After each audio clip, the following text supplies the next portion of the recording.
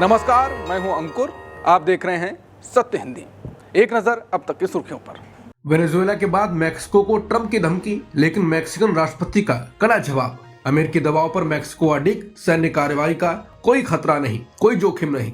Mexico बोला, विदेशी सेना से अपराध खत्म नहीं होता। वेनेजुएला में अमेरिका के सैन्य हस्तक्षेप के बाद राष्ट्रपति ट्रंप ने मैक्सिको को भी धमकियां दी। हालांकि धमकियों के बावजूद मैक्सिकन सरकार ने मैक्सिकन ड्रग कार्टेल के खिलाफ एक तरफा अमेरिकी सैन्य कार्रवाई की संभावना को खारिज कर दिया। उनका कहना है कि मैक्सिकन राष्ट्रपति क्लाउडिया शाइनबीम का प्रशासन वॉशिंगटन की मांगों का पालन कर रहा है और दोनों देशों के बीच आर्थिक संबंध महत्वपूर्ण है। मैक्सिकन राष्ट्रपति शाइनबीम ने अमेरिकी सैन्य कार्रवाई की संभावना पर कहा, मुझे इसमें कोई जोखिम नहीं दिखता।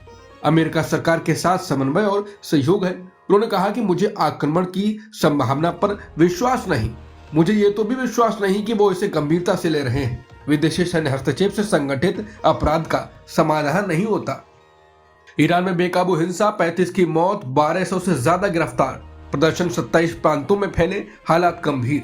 ट्रंप चेतावनी दे चुके हैं, प्रदर्शनकारियों पर हिंसा हुई तो अमेरिका करेगा हस्तक्षेप। ईरान में जारी प्रदर्शनों के दौरान हिंसा लगातार बढ़ती जा रही है। मानवाधिकार संगठनों के मुताबिक अब तक कम से कम 35 लोगों की मौत हो चुकी है और हालात शांत होने के कोई संकेत नहीं है। अमेरिका स्थित संस्था human rights activist news agency के अनुसार इन प्रदर्शनों में अब तक 1200 से ज्यादा लोगों को गिरफ्तार किया जा चुका है। मरने वालों में 29 प्रदर्शनकारी, 4 बच्चे और ईरान की सुरक्षा बलों के 2 जवान शामिल हैं। प्रदर्शन देश के 31 में से 27 प्रांतों और 250 से अधिक इलाकों में फैल चुका है। हिंसा बढ़ने के बीच अंतर्राष्ट्रीय चिंता भी गहराती जा रही है। अमेरिकी राष्ट्रपति ट्रंप ने चेतावनी दी है कि अगर ईरान की सरकार शांतिपूर्ण प्रदर्शनकारियों की हत्या करती है तो अमेरिका उन्हें बचाने के लिए हस्तक्षेप कर सकता है।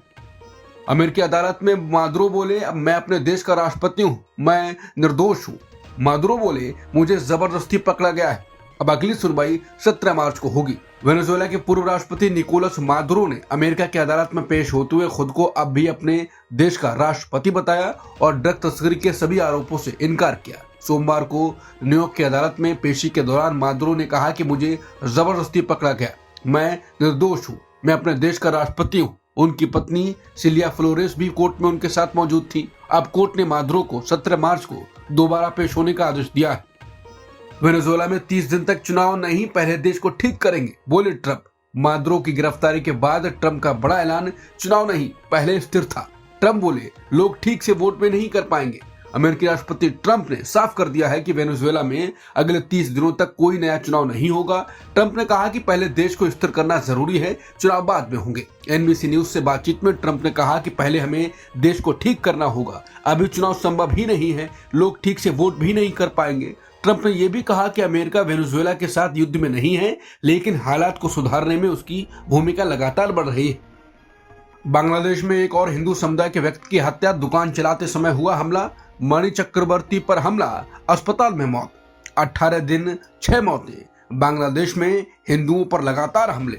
बांग्लादेश में हालात लगातार बिगड़ते जा रहे हैं। पिछले 18 दिनों में हिंदू समुदाय के 6ठे व्यक्ति की हत्या कर दी गई। सोमवार रात मणि चक्रवर्ती, जो एक किराना व्यापारी थे, नरसिंदी जिले के 4 सिंदूर बाजार में अपनी दुकान चला रहे थे, तभी अज्ञात हमलावरों ने उन पर हमला कर दिया। हमले में मणि चक्रवर्ती गंभीर रूप से घायल हो गए। स्थानीय लोग उन्हें तुरंत अस्पताल ले गए, लेकिन रास्ते में अस्पताल पहुंचते ही उनकी मौत हो गई। इस हत्या के साथ ही 18 दिनों में हिंदू समुदाय पर हमलों में मरने वालों की संख्या 6 हो चुकी है। बांग्लादेश में हिंदू व्यापारी की गोली मारकर हत्या, महिला के साथ रेप। हिंदू महिला के साथ गैंगरेप, पेड़ से बांधकर बाल काटने जैसी अमानवीय घटना। बांग्लादेश में बढ़ता हिंदू संकट, भारत की चिंता। बांग्लादेश से एक और दिल दहला देने वाली खबर है। हिंदू व्यापारी और अखबार के कार्यकारी संपादक राणा प्रताप बैरागी की सोमवार शाम गोलियों से हत्या कर थी। वो एक आइस फैक्ट्री के मालिक थे और साथ ही दैनिक मीडिया खबर अखबार के कार्यकारी संपादक भी थे। हाल के दिनों में हिंदुओं पर हमले बढ़े हैं। कालीगंज में एक 40 वर्षीय हिंदू विधवा के साथ गैंगरेप, पेड़ से बांधकर बाल काटने जैसी अमानवीय घटना भी सामने आई है। राजनीतिक विश्लेषक का कहना है कि बांग्लादेश में बदलते राजनीतिक हालात में अल्पसंख्यक समुदाय गहरे संकट में है। बांग्लादेश में लगातार हत्याएं, लोकतंत्र पर हमला, बोली बीएचपी। आलोक कुमार बोले, सिर्फ हिंदुओं पर हमला नहीं, पूरी दुनिया के मूल्यों पर हमला है। आलोक कुमार ने भारत के मुसलमानों से आवाज उठाने की उम्मीद जताई।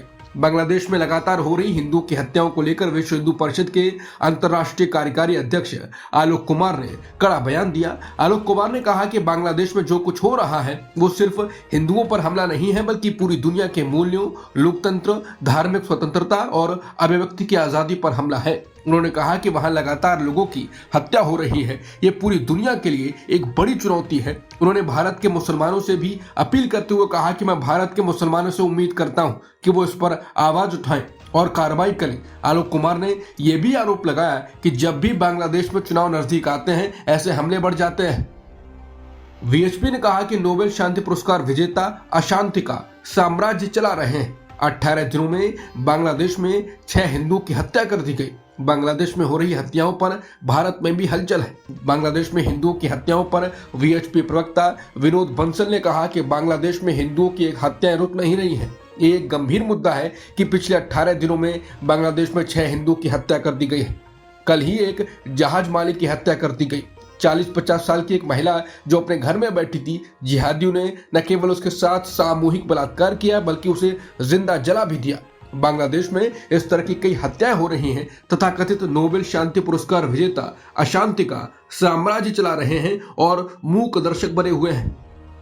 आज जारी होगी यूपी के लिए वोटर ड्राफ्ट लिस्ट। एसआईआर में 2,88,00,000 वोटर्स के नाम लिस्ट से हटाए जाने की ईसी पहले दे चुका है जानकारी। एसआईआर को लेकर सत्ता पक्ष और विपक्ष शुरू से करते रहे हैं बवाल। आज चुनाव आयोग उत्तर प्रदेश के लिए ड्राफ्ट वोटर लिस्ट जारी करेगा। चुनाव आयोग ने पहले ही जानकारी दी थी कि उन्होंने एसआईआर प्रक्रिया में 2,88,00,000 मतदाताओं के नाम लिस्ट से हटाए हैं। अंकिता केस के वीआईपी विवाद पर दुष्यंत गौतम ने किया मानहानि केस। दुष्यंत गौतम ने विपक्ष और उर्मिला सनावर पर किया केस। कांग्रेस आप समेत कई पर मानहानि का केस, बोले छवि खराब हुई। अंकिता भंडारी हत्याकांड से जुड़े कथित वीआईपी विवाद पर अब मामला अदालत पहुंच गया है। बीजेपी के राष्ट्रीय महासचिव दुष्यंत गौतम ने कांग्रेस, आम आदमी पार्टी, अभिनेत्री उर्मिला सनावर और कई सोशल मीडिया अकाउंट्स के खिलाफ मानहानि का मुकदमा दायर किया है। दुष्यंत गौतम का कहना है कि उर्मिला सनावर ने सोशल मीडिया पर ऐसे पोस्ट और वीडियो डाले जिनमें उन्हें अंकिता केस के वीआईपी के रूप में पेश किया गया, जो पूरी तरह झूठा और उनकी छवि खराब करने वाला है। तिरुवनंतपुरम नगर निगम में बीजेपी की जीत के बाद अंदर ही हलचल तेज। केरल बीजेपी में हलचल। आश्वासन के बावजूद श्रीलेखा को नहीं मिला पेयर पद। श्रीलेखा बोली, चुनाव लड़ने से पहले मिला था भरोसा, बाद में सब बदल गया। केरल की राजनीति में बीजेपी के अंदर खाने से एक बड़ी खबर सामने आई है। बीजेपी के राज्य उपाध्यक्ष और तिरुवनंतपुरम नगर निगम पार्षद आर श्रीलेखा ने कहा है कि उन्हें मेयर बनाए जाने का वादा किया गया था, लेकिन आखिरी वक्त पर फैसला बदल दिया गया। बता दें, दिसंबर में हुए चुनाव में बीजेपी ने तिरुवनंतपुरम नगर निगम में ऐतिहासिक जीत हासिल की। इसके बाद पार्टी के राज्य सचिव वीवी राजेश को केरल में पहली बार बीजेपी का नगर निगम मेयर बनाया गया। लेकिन श्रीलेखा का कहना है कि वो चुनाव लड़ने के लिए तभी तैयार हुई थी जब उन्हें यह भरोसा दिलाया गया था कि मेयर वही बनेंगी। मैं पार्टी का चेहरा थी और 10 उम्मीदवारों की जीत सुनिश्चित करने की जिम्मेदारी मुझे दी गई थी। उन्होंने कहा कि टीवी चैनलों पर भी उन्हें पार्टी के चेहरे के रूप में पेश किया गया, लेकिन अचानक आखिरी वक्त पर सब बदल गया। भारत में खेले से बांग्लादेश की टीम को डर है क्या? खुलकर बोले बीसीपी अध्यक्ष। बोले, मौजूदा हालात में हमें अपनी टीम को भारत भेजना सुरक्षित नहीं लगता। मुस्तफिजुर रहमान को आईपीएल से निकालने के बाद बढ़ रहा है विवाद। टी20 वर्ल्ड कप 2026 से पहले क्रिकेट की राजनीति में बड़ा भूचाल आ गया है। बांग्लादेश क्रिकेट बोर्ड के अध्यक्ष अमीनुल इस्लाम ने खुलकर कहा है कि मौजूदा हालात में हमें अपनी टीम को भारत भेजना सुरक्षित नहीं लगता। ये बयान उन्होंने तब दिया जब बीसीबी ने आईसीसी को औपचारिक पत्र लिखकर अपनी टीम के मैच भारत से बाहर कराने की मांग की है। इस पूरे विवाद की शुरुआत तब हुई जब मुस्तफिजुर रहमान को आईपीएल से बीसीसीआई के आदेश पर रिलीज कर दिया गया। इसके बाद ही बांग्लादेश बोर्ड ने कड़ा कदम उठाया। पूर्व केंद्रीय मंत्री सुरेश कलमाडी का 82 वर्ष की उम्र में निधन। महाराष्ट्र के पुणे में कलमाडी ने अंतिम सांस ली। राजनीति और खेल जगत में बड़े पदों पर रहे सुरेश कलमाडी। पूर्व केंद्रीय मंत्री सुरेश कलमाडी का 82 साल की उम्र में निधन हो गया। वो लंबे समय से बीमार चल रहे थे। सुरेश कलमाडी का पार्थिव शरीर आज मंगलवार दोपहर 2 बजे अंतिम दर्शन के लिए घर पर रखा जाएगा, फिर शाम को अंतिम संस्कार होगा। महाराष्ट्र के पुणे में कलमाड़ी ने अंतिम सांस ली है। सुरेश कलमाड़ी केंद्र सरकार में रेल राज्य मंत्री रह चुके थे। इसके अलावा वो भारतीय ओलंपिक संघ के अध्यक्ष भी रहे और लंबे समय तक खेल प्रशासन से जुड़े रहे। पुणे की राजनीति में उनकी गिनती प्रभावशाली नेताओं में होती थी और उन्होंने कई बार लोकसभा में इस शहर का प्रतिनिधित्व किया। अब तक की खबरों में इतना ही। बाकी खबरों के लिए बने रहिए सत्यहिंदी.com के साथ। Copyright disclaimer under Section 107 of the Copyright Act 1976. Allowance is made for fair use for purposes such as criticism, comment, news reporting, scholarship, and research. Fair use is a use permitted by copyright statute that might otherwise be infringing.